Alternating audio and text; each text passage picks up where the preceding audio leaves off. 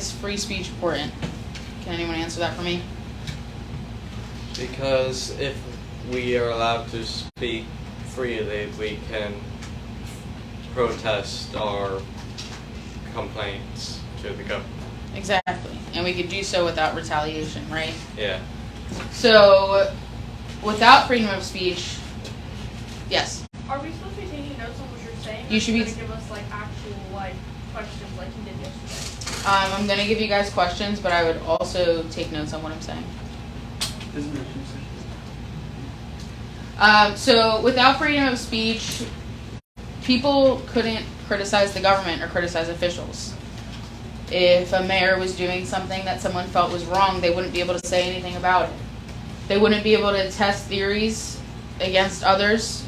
If there was no free speech, governments would decide what theory was correct, and you would all have to agree. You wouldn't be able to express your individuality, so no tattoos, no piercings, no dyeing your hair, all having a specific haircut. And you wouldn't be able to debate. You wouldn't be able to argue different viewpoints or different ideas or have different opinions or different stances on things that are happening, right? So what is free speech?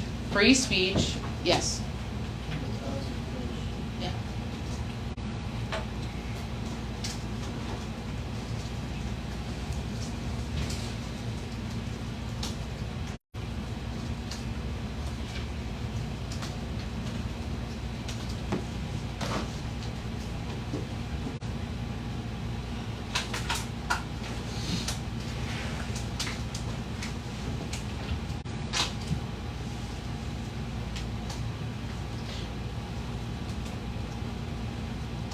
All right. So what is free speech? Free speech is the right to articulate your opinion or your idea without interference or being silenced by the government. So the term speech, when used in this context, when used in the context of freedom of speech, isn't necessarily words, right? So I'll get more into that in a second, but it could be an action like protesting. That's freedom of speech.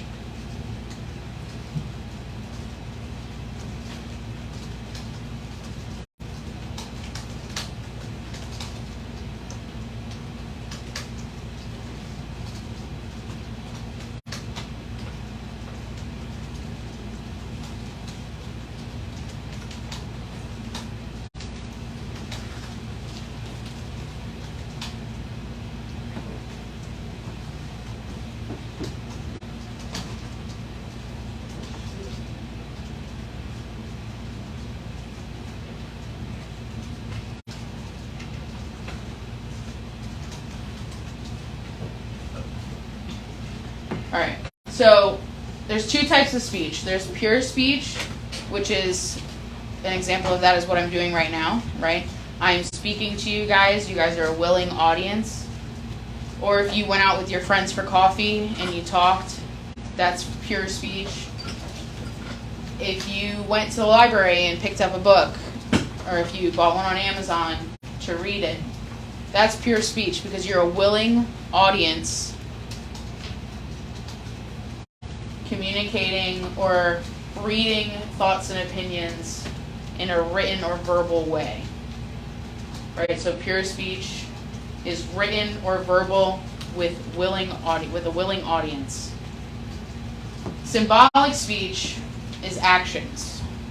Actions that are purposeful and they convey an idea, they express an idea or a statement for those viewing it. It's nonverbal and non-written. And it doesn't necessarily need to have a willing audience, right? Because you could just be walking down the street and someone could be protesting. You could be driving by and someone could be protesting.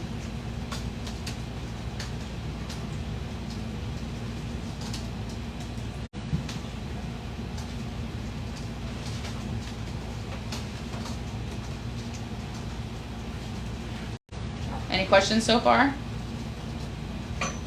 No? All right.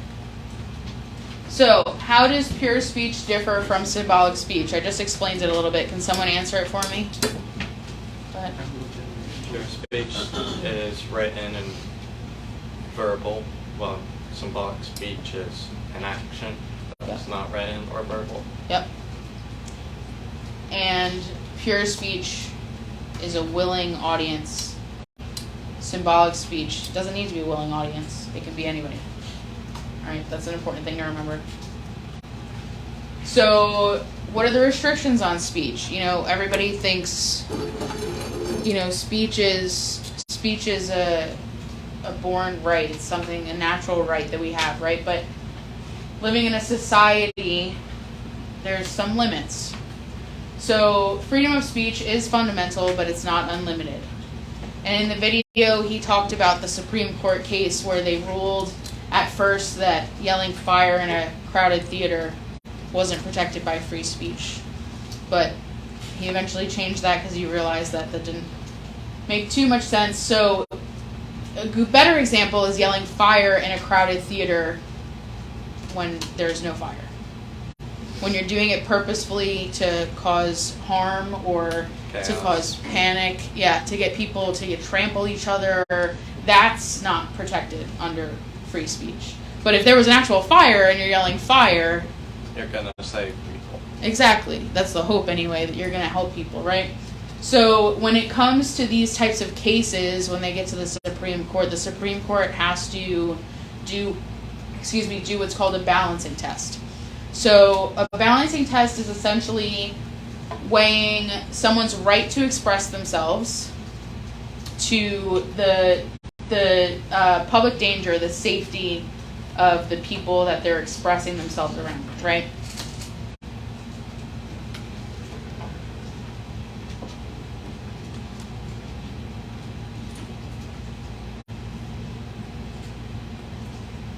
All right, so some of the principles of speech regulation there's a few. So you guys all learned about the rule of law, right? That all laws have to be equal, no one is treated better or worse, all laws are non-discriminatory and uniform. So that goes the same thing with, yes? Can you go back like 1 minute? Yeah.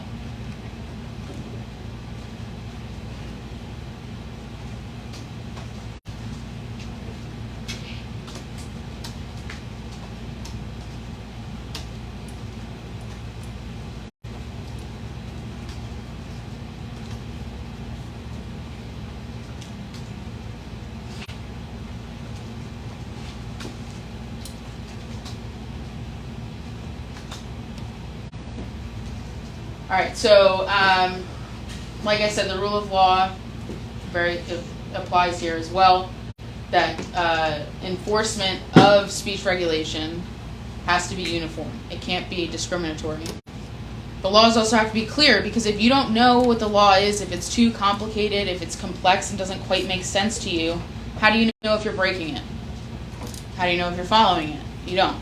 So that's a big part of this as well, is that the laws need to be clear so that you know what is prohibited and what isn't. And then there's the concept of content-based restrictions, which essentially is just saying that just because you don't like the category that a topic falls under doesn't mean that people can't talk about it, right? There are exceptions to content-based restrictions, and I'll go over that in a moment.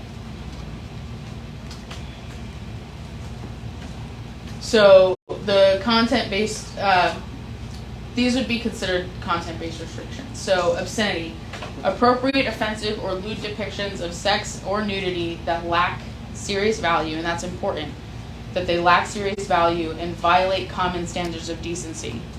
So a good example of that would be if you're taking an art class and they're talking about Renaissance art, and you're seeing Michelangelo's statue of David where he's nude. Would that be considered of no value? No, it would be considered valuable. You're learning about a historic period of art and something that changed art for the entire world, right? But if you guys were to just walk outside and there's some random person there holding up a poster with naked people on it, you know. So it's about decency as well when it comes to obscenity. Defamation, slander, and libel. they all kind of go hand in hand with one another, and they all break down into harming someone's reputation. So defamation is making false statements that harm someone's reputation. Slander is speaking false information that affects someone's reputation, so like spreading rumors, right? And libel is writing or publishing untrue statements that harm someone's reputation. Now, some might argue, well, what if you don't know that it was false, right? But that's why journalists have to have multiple sources to make sure that what they're printing isn't libel, right? You can have an opinion on something, but you can't state something as fact unless you have the evidence to support it. All right, so we're going to go back a second. So the types of communication that are protected under freedom of speech. So self-expression, right? So music, clothing, art. Those are all protected under freedom of speech. Face-to-face communication. That's protected too. You can sit and talk to one of your friends and, that's up to you. Internet communication. So some of you might be thinking, well, I can't post certain things on Facebook and Instagram. And you're right, because that's their rules. That's not the Constitution. If you were to go old school and publish a blog on your own website, you could put whatever you want. And the government can't tell you not to, because you have that protected freedom of speech, outside of the few restrictions that I listed before. So what types of speech can be restricted under the First Amendment? I just talked about it. Can someone give me an answer? Let me give someone else a turn. Defamation? Yep. My bad. You're good. I didn't. You're okay. Sandy? Yep. Slander. Yep. Sensitivity? Yeah. Obscenity. Yep. Good job, guys. So, more types of restricted speech. Fighting words. So he touched on this in the video, and it's kind of like, it's pretty old school, right? Like people saying that other people should join them in a duel. But fighting words, you could think, and fighting words are, if you go up to someone, you take your earrings out, you're talking trash, you're ready to fight, you're ready to go. You're trying to egg them on so that they will fight you, those are fighting words. So like threat. Yeah, exactly. But if you're just talking to talk, just trying to annoy somebody, it's not really fighting words. There's, and it kind of comes down to that, is it... Do you genuinely mean it, or if you... Exactly. And at times that's for the court to decide, right? So commercial speech. So as he said in the video, commercial speech, if it's a political commercial, they can say whatever they want for the politician or for the bill that they're trying to get passed. But when it comes to other commercial speech, like if there's a face care product that tells you it's going to make you look like Kylie Jenner in 2 weeks, that's false advertising, right? So that isn't protected. If they're purposefully trying to deceive you with commercial speech, that isn't protected. So is that considered illegal? It's not considered illegal, but I guess it's unconstitutional. So you could sue, you would have the basis to sue. I mean, I don't know how well it would go, but you could. And then seditious speech. So he talked about this in the video as well. It's when someone speaks or advocates for the violent overthrow of the government. And he specified in the video and said that it has to happen promptly after the statements are made, right? So like when terrorists have a manifesto, right? They don't just make a manifesto and not do anything about it. So that's how you can think of seditious speech. And then there's a time, a place, and there's manner restrictions. So what this breaks down to is, again, like I said before, government typically can't regulate the category or the content of your expression, right? So if you see people, they'll paint their whole bodies red and they'll be in bathing suits standing in the middle of Manhattan, right? Sure, they can do it. They're not hurting anybody. They're not doing anything graphic or lewd, right? But there are reasonable rules that the government is allowed to place on symbolic speech, especially. So if you want to do a protest and you want to march down South Florida Avenue, you need to get a permit. right? If you want to have a protest in Munn Park and the regulations say that you can't have a loudspeaker after 8 p.m., you can't have a loudspeaker after 8 p.m. You could sit there silently and hold your picket signs. So it comes back to that, just because you can do something doesn't mean you should. And if you are going to protest, if you are going to utilize your freedom of speech, you don't want to do it in a way that can be detrimental to others, right? Or you want to limit that. So the key principle with this is that the regulations need to be neutral. So just because a government might not like the group that wants to take out a permit doesn't mean they can deny them just because they don't like that group, right? And they can't favor one viewpoint over another. And there are special places with different free speech rules, with unique free speech rules. So prisons, military, and schools. And now the reason for this is because freedom of speech cannot compromise the purpose of an institution, right? So for the military, yes, they have freedom of speech, but they also have to follow the Uniform Code of Military Justice. So the president is the commander-in-chief, right? He's the highest ranking member of every branch of the military. So because of the Uniform Code of Military Justice, if a military member starts saying like bad stuff and contemptuous stuff about the president, that's breaking that code because they're not respecting the chain of command. They're talking poorly about a higher ranking officer, right? For prisons, a lot of it is about safety and correctional goals. A lot of prisons, you know, the goal of a prison typically is to rehabilitate the prisoners so that when they leave, they don't commit crimes again. Right? That's the concept. That's the goal. So if they need to limit some self-expression to allow for the prisons to be safe, that's what that needs to be done. So that's why they have that unique rule. Just like they can't wear gang colors. You know, it's to make sure that all the members, all the people in the prison are safe, the prisoners are safe. And then when it comes to schools, you guys have rights.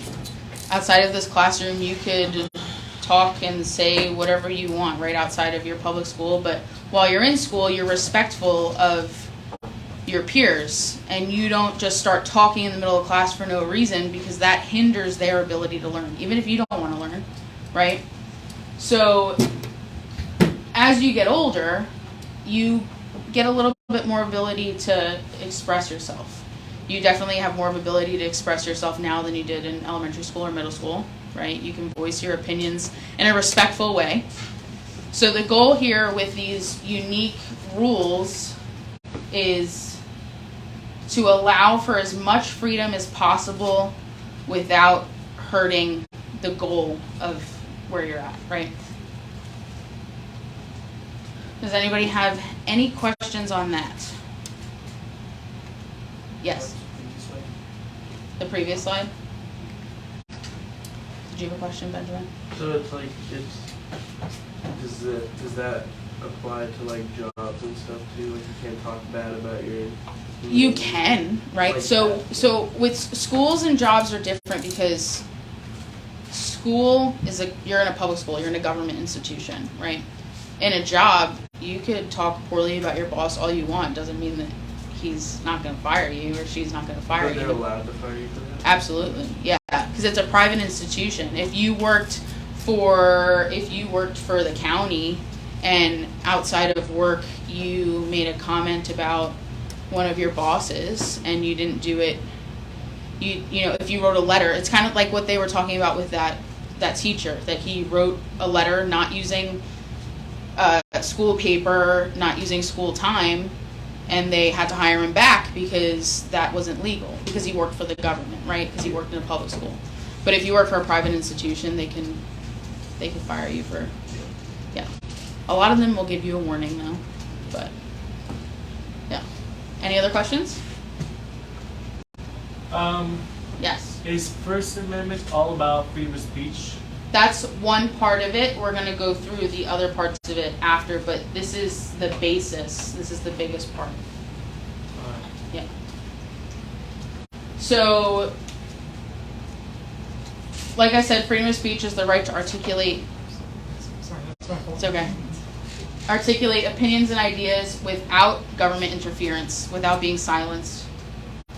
There's the two types of speech. Pure speech is expressing thoughts or opinions, written or verbal, to willing audiences.